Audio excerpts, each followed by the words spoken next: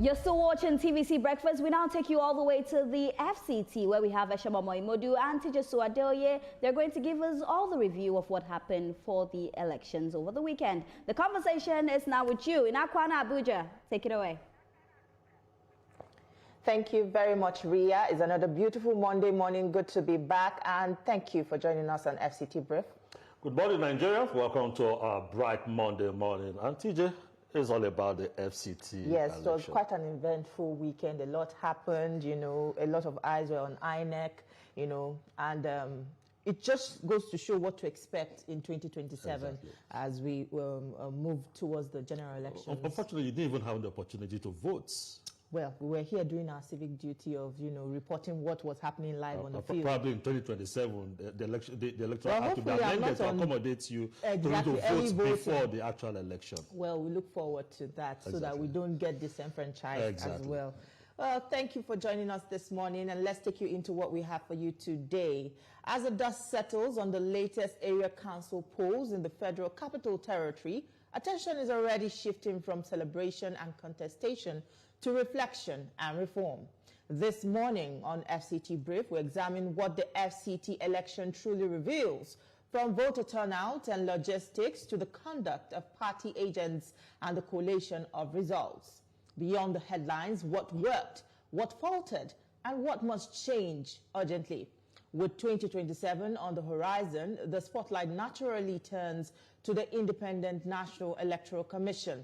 Are there operational gaps that need tightening?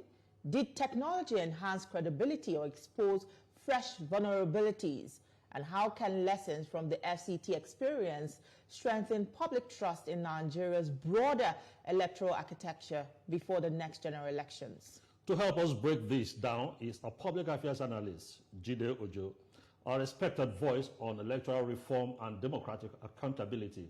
He joins us to interrogate the findings, assess INEC's preparedness, and outline the critical steps required to ensure that 2027 is not just another election cycle, but a benchmark for electoral integrity.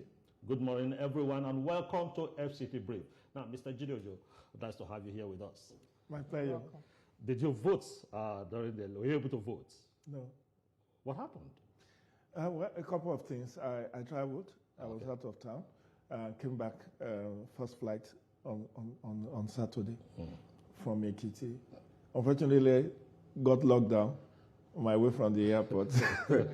I had to explain myself. You know, as they say, you will explain tire. Okay. The election has come and gone. Results declared. The winners are known, and those who lost are known. Now, it was a local council election, but it had all the trappings of a national election, because that is one local council election that INEC conducts, and INEC will also conduct the national elections. Now, what are those specific things you felt that we would need to begin to close up? Because it's like the tests, litmus tests for the 2027 general election. Well, if you want us to start from the negatives or areas in need of improvement, I would say there are a number of them. The logistical challenge, the perennial enemy, or I don't know whether to call it enemy or perennial challenge, by INEC's own admittance, as at 8:30, only 45% of the polling units opened on time. By its own statement yesterday. And that's not good enough, because FCT is not known to have any riverine area. There is no, I'm not sure there are outreach environments that could have warranted polls not being opened by 8:30. Eshomomo and TJ, you remember that we used to have elections starting at 8 and ending at 2. So you now said election will start 8:30 and end by 2:30. So you couldn't still record an appreciable, significant opening of polls as at when due. By INEC's own statement, polls were open 100% by 10. So 55% did not open as at 8:30. That is not good enough. Because if we condemn the state independent electoral commissions that many of their elections start at 10, 11, if we need to adjust the time for commencement of poll, it's not sacrosanct that it's not even in the Electoral Act, it's administrative. Because INEC doesn't have to go to National Assembly to say, okay, give us a time that we will start and then end post. If it's 10 o'clock that you want to start and end by 4, it's your own thorough. But to commit and tell everybody you are ready, this is a notice of election that was given a year ago. You didn't complain that there was any financial challenge. Why shouldn't you be able to deliver? Two, IRF, at some point, ab initio, according to what I picked on social media, there were no posts on IRF early enough. The posting comes much like maybe an hour or two later. And I recall that ADC was complaining there was a glitch. And that worries me because all the off-cycle governorship elections we've had since 2023, there has never been any sort of glitch. Results are posted as they are uploaded. And again, FCT is not known to have hard-to-reach environment. There should be 90 to 95% coverage by the telecoms operators. So, although as at yesterday, 2 p.m., INEC is claiming that about 93% of the results had eventually been uploaded. But that speaks to the issue of real time, which was why I took a different position from my colleagues in civil society and opposition who are talking of real time, upload, real time. What is real time? Are you saying if the result doesn't get uploaded in 3 hours, in 5 hours, the result of the election is invalidated? So we need to know, and which is what the president spoke to about our infrastructural challenge. Now, this is exogenous to INEC. INEC does not control any of the telecom operators. It partners with them, pays them for the services. We need to investigate if there actually was a delay in the uploading of results. What accounted for it? The challenge INEC faced from 2023 was that there was no audit as to what caused that presidential upload glitch. There was no audit known to anybody. An institution like INEC should have instituted a panel of inquiry that would come out open and say, this is what happened. Was there an hacking attempt on our database? Was it? Because we are just hearing, oh, NIDA said there was over 12 million attempts to hack into other. Right. Was that what happened, or was something else responsible for that glitch that was experienced in 2023? Because that's what my colleagues in civil society lash on to want to discredit the last general elections. Mr. Jideojo, let's move on to other matters because of our time. Another visible challenge that, or would I say problem that we saw, is low voter turnout. And the former Vice President Atiku Abubakar says the low voter turnout in the Saturday's polls is as a result of a political environment poisoned by intolerance, intimidation, and a systemic weakening of opposition voices. In your own perspective, do you agree with what the former Vice President says, or you have a different perspective to things? I have a different perspective. You see, it's a drowning man who clutched at a straw. What Vice President Atiku Abubakar said is far from the truth.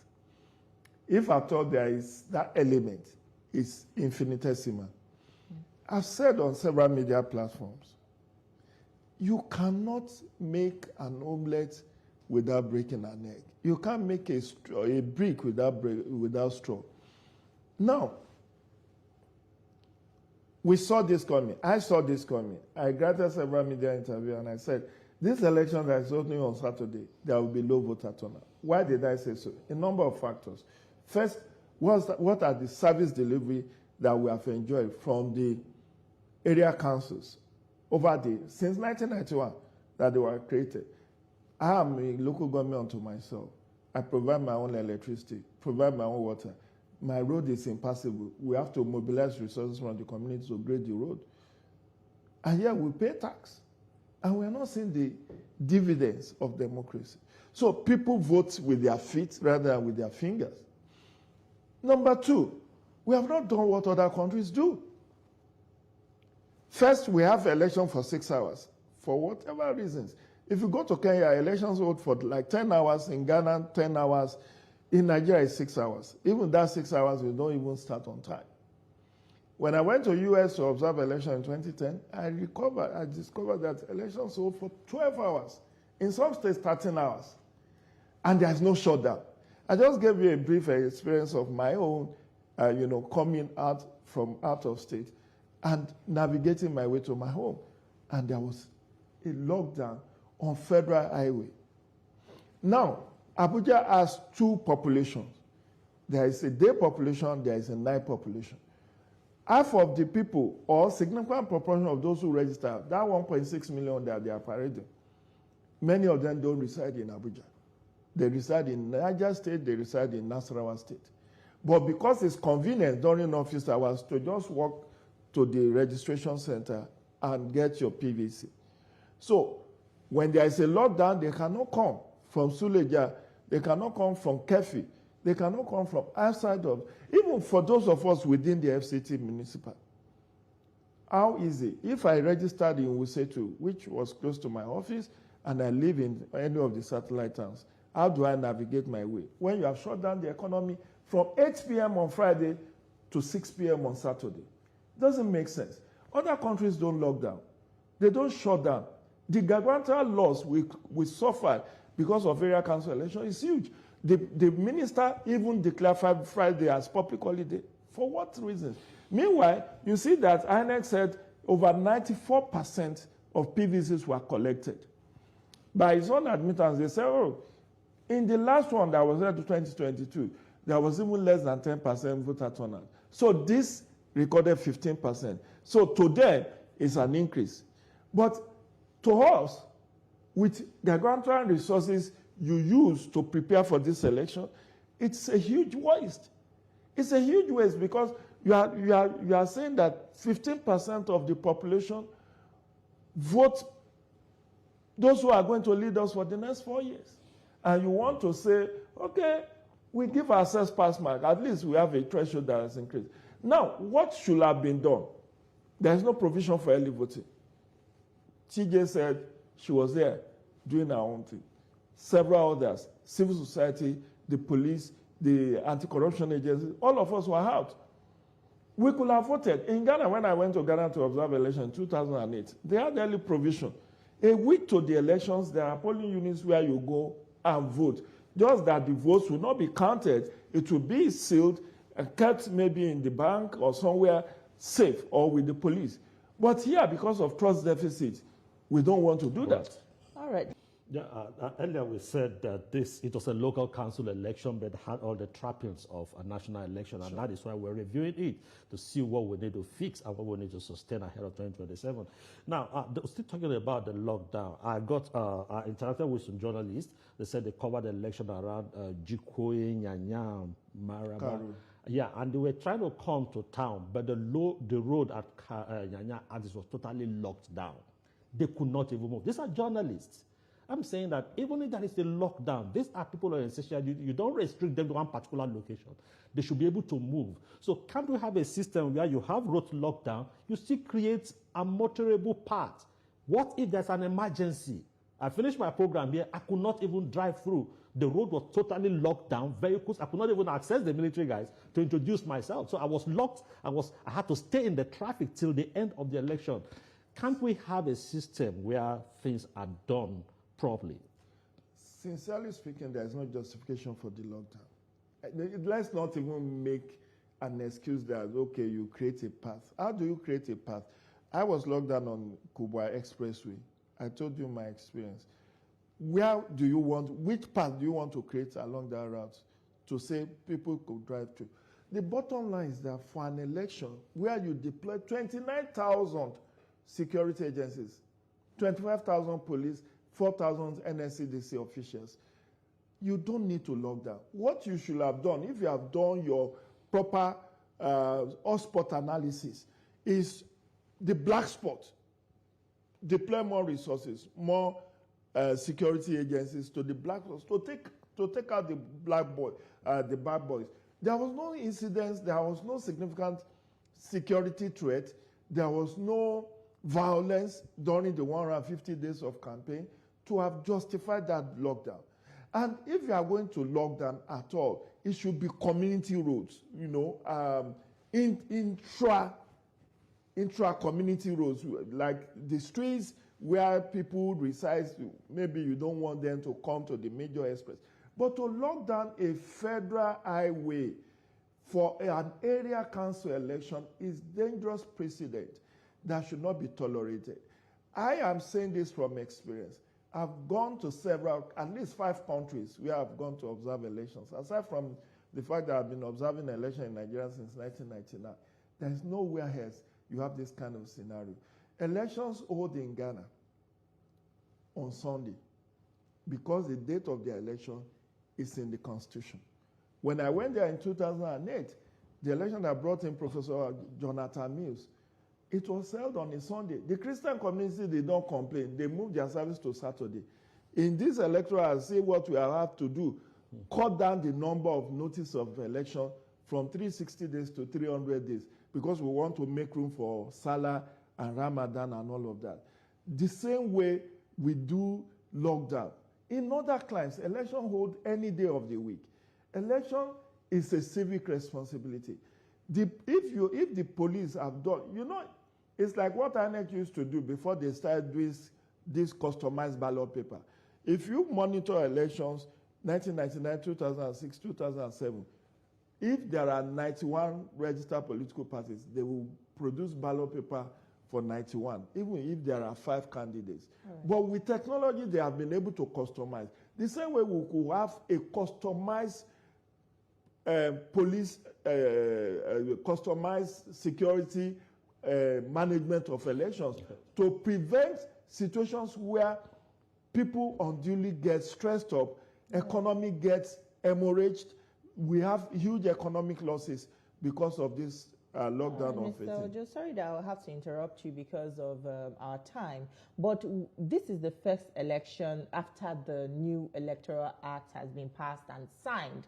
And a lot of people will say there was nothing new about the FCT Council polls. That is, the amendment just remained on paper and we didn't see any of the amendment being put into practice.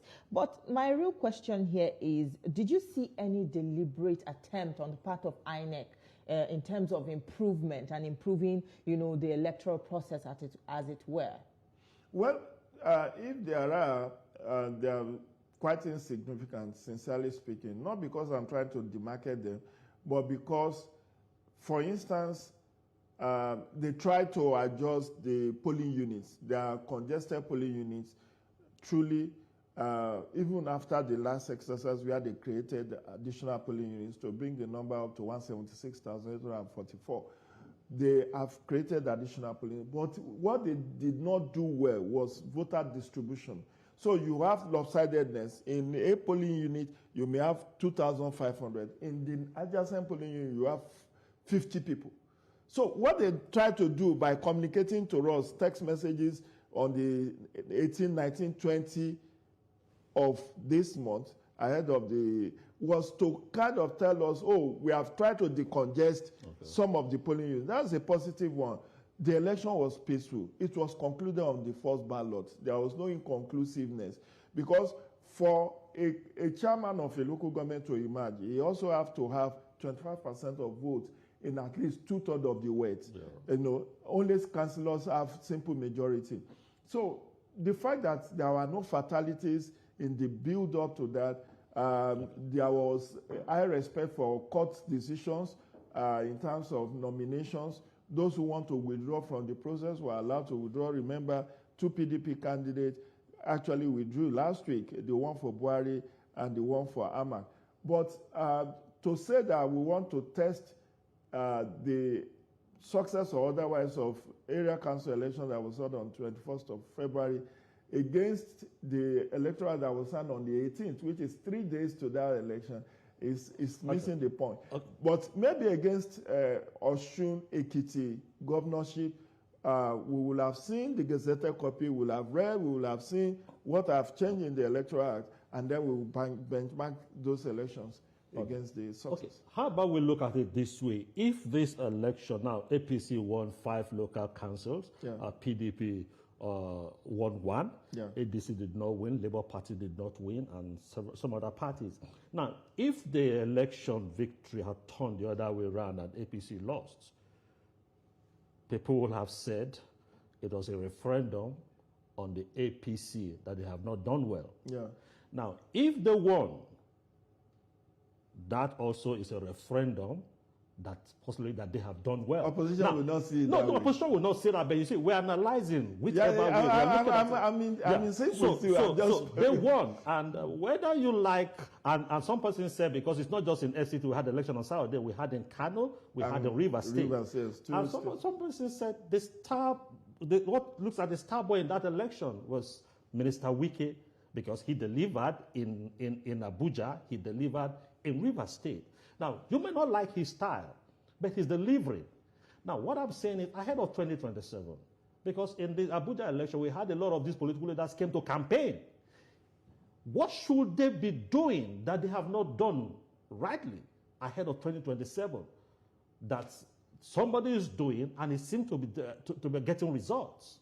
So for me, Wike delivered, but ethically, Wike should not be lauded for what he did, because what he did was... His party will laud him. No, it is anti-party. To the best of my knowledge, Wike has not joined the APC. So if you are demarketing your own party to deliver on purported Rainbow Coalition, Rainbow Coalition is not known to law. It's not known to our law. It's your administrative convenience. But ethically speaking, you belong to a party, and you say you are not leaving that party. But in one breath, you are not protecting the interest of that party. You are protecting the interest of another party. And you are saying, I have delivered. Well, yes, for purposes of election victory, he has delivered. And it's a force to reckon with. There is no gainsaying that. And how has he delivered? With his performance in terms of infrastructural delivery in FCT, I've said time and again that since the days of El-Rufai, we've not seen another FCT minister that have demonstrated capacity and capability like Wike, particularly in the area of infrastructural development. He still has a lot to do in the area of social amenities like health, education, electricity, good roads, and community roads and all of that. But you see, but for Wike, those area council candidates of APC may have lost. The reason I said that was, did you remember that last year, school teachers, primary school teachers in FCT went on strike for 3 months over non-payment of 70,000 minimum wage. Under this immediate past APC, the area council leadership. So when workers are going on strike under you, you are not, healthcare delivery is almost zero at primary healthcare center. Primary schools are dilapidated. You are not doing much. People are likely not to want to vote for you. But because Wike was able to go to satellite communities, do roles that were not there before, people saw how Abuja is getting its vibes back. Then people say, okay, even if you want to go opposition, which opposition? ADC, for instance, and I will not blame them for their poor showing.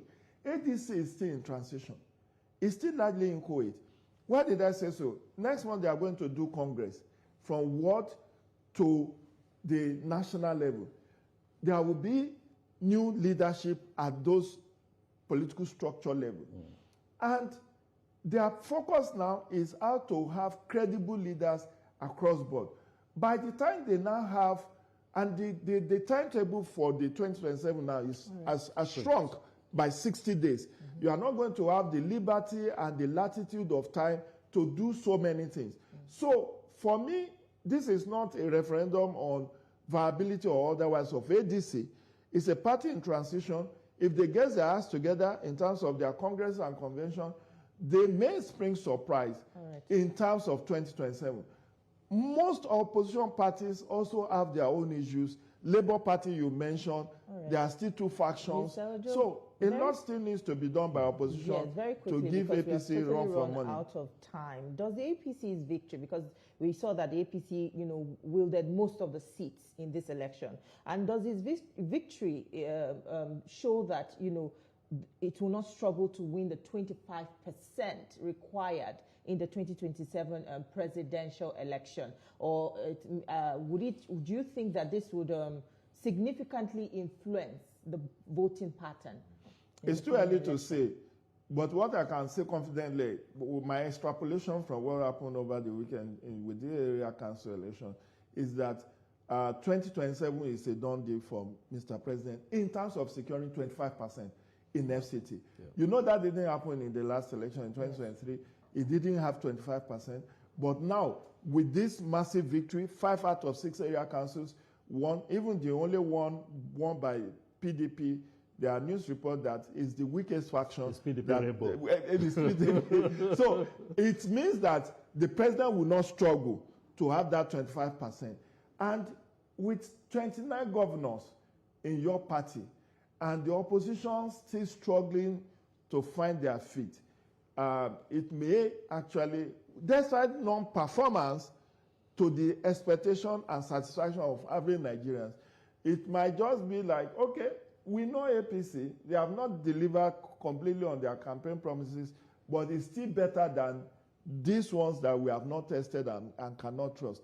So that can actually be a good sign, omen, for the APC. But they will underrate, APC will underrate the opposition to their own detriment, because the picture will be clearer after all the nominations are done in the coming months. All right. Thank you so much for your time. It's a fine place to leave the conversation. Always a pleasure speaking with you. Thank you so much for your time. TJ, thank you. Have a great week. And you too. Thank you. Have a great week. Thank you for joining us. And this is where we'll draw our curtains. We'll hand you over to Lagos, where Ria and the rest of the team are standing by to continue with the rest.